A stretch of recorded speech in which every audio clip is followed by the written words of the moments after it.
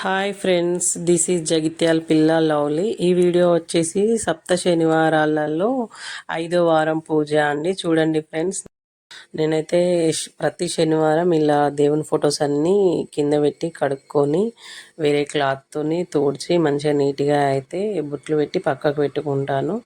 తర్వాత కొన్ని నా దగ్గర అయితే విగ్రహాలు ఉన్నాయి. ఆ విగ్రహాలను కూడా సేమ్ అలానే క్లీన్ చేసి వాటికి బొట్లు అన్నీ పెట్టేసి వస్త్రాలు చేంజ్ చేసి అయితే మాకున్న దేవుని చిన్న దేవుని పూజ రూమ్ ఉంది. పూజ రూమ్ అంటే చిన్న సెల్ఫ్ ఉంది, అందులో పెట్టేసుకుంటాను. సో పెట్టేసుకొని తర్వాత పూజ అయితే స్టార్ట్ చేసుకుంటాను. చూడండి, కొన్ని విగ్రహాలు ఉన్నాయి, కొన్ని ఫొటోస్ ఉన్నాయి. తిరుపతి దేవుంది మాత్రం ఇలా విగ్రహం లాంటిదే ఉంది, మందిరంలా ఉండి చిన్నగా విగ్రహంలా ఉంటుంది. సో అవన్నీ క్లీన్ చేసేసుకొని అన్నిటికీ బొట్లు గంధంతో అవన్నీ పెట్టేసి వస్త్రాలంకరణ చేసి అయితే నేనైతే పూజ చేస్తాను. నార్మల్గా శనివారం కాకుండా దీపం ముట్టించిన ప్రతిసారి కూడా అంటే ఓన్లీ సాటర్డే లేదా ఫ్రైడే అయితే నార్మల్గా దీపం ముట్టిస్తాను. సాటర్డే అయితే మాత్రం కన్ఫామ్గా దేవుళ్ళని కడిగి అలా బొట్లు పెట్టి అయితే అలంకరణ చేస్తాను.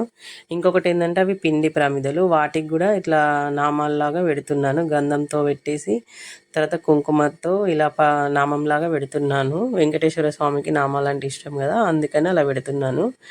7 పిండి దీపాలు చేసుకొని 7 పిండి దీపాలతోనైతే సప్త శనివారాల వ్రతం అయితే నేనైతే చేస్తున్నాను. చూడండి, తర్వాత దేవుళ్ళన్నీ అక్కడ మందిరంలో కూడా కొన్ని విగ్రహాలు నార్మల్గా ఫొటోస్ అవుతున్నాయి. వాటికి కూడా బొట్లు పెట్టి వాటికి కూడా అలంకరణ చేసి అక్కడున్న శంకరుని పార్వతికి అయితే నేను వస్త్రాలంకరణ చేశాను.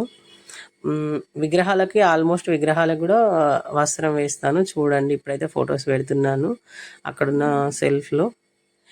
ఇంకా మేమైతే రెంట్ పర్పస్లో ఉంటాం కాబట్టి మాకైతే సపరేట్ పూజ గది అంటూ ఏం లేదు. చిన్నగా పూజ చేసుకోనికి అక్కడ ఒక సెల్ఫ్ ఉంటుంది అంతే. అవన్నీ విగ్రహాలు అక్కడ పెడుతున్నాయన్నీ విగ్రహాలు. అది తిరుపతి దేవుని విగ్రహం. నేనైతే ఇలా చేసేసుకున్నాను, ఫ్లవర్స్ పెట్టేసి ఆ దీపాలు అలా పెట్టేసి. తిరుపతి దేవుని విగ్రహాలు ఆల్మోస్ట్ ఇంట్లో ఒక 3-4 ఉన్నాయి. అలా ఉండొచ్చో ఉండకూడదో నాకైతే తెలియదు. కాకపోతే ఎవరైనా తిరుపతికి నేను వెళ్ళినా తెచ్చుకున్నాయన్నీ అయితే నార్మల్గా అక్కడనే పెట్టి పూజిస్తాను. చూడండి ఫ్రెండ్స్, ఈరోజు వచ్చేసి 7 శనివారాల వ్రతం, అదే సప్త శనివారాల వ్రతం చేయడం అయితే అయిపోయింది. వీడియో ఫాస్ట్ ఫార్వర్డ్లో పెట్టాను కాబట్టి ఇంకా నేను చేసిన ప్రాసెస్ అయితే అంతా అందులో పెట్టలేదు, ఎందుకంటే వీడియో చాలా లెంత్ అవుతుందని. పూజ అయిపోయాక ఆ పిండి దీపాలు వెలిగిస్తున్నాను. ఆ పిండి దీపాలు అయితే దీపం కొండెక్కాక ఈవినింగ్ మళ్ళీ పీఠం కదిలించుకొని మళ్ళీ అవన్నీ క్లీన్ చేసి దీపం ముట్టించుకొని ఈ పిండి దీపాలు అయితే ఆవుకు కానీ లేదా ఇంకా పక్షులు జంతువులు ఏమైనా వస్తాయి కదా వాటికి పెట్టేయడం, లేదంటే పారే నీటిలో కలిపేయడం అలానైతే చేస్తున్నాను.